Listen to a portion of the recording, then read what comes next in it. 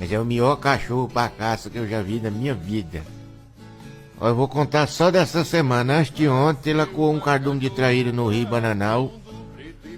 Ele viu as traíras, ficou latindo assim, pulando em volta do rio, latindo, as traíras foi ficando acuadas, foi ficando acuada. Eu cheguei, bati a tarrafa, deu mais de 70 quilos de traíra sem as cabeças. Esse cachorro, Rafinha, o nome dele. Eu levanto 3 horas da manhã pra tirar leite, 2h30 ele já levantou, já foi no pasto, já botou as vacas tudinho dentro do curral. É ele que traz as vacas pro curral pra mim tirar leite. Quando eu levanto 3h30, as vacas já tá tudo dentro do curral, já ele sai latindo assim com as vacas e as vacas vai vindo, põe tudo dentro do curral.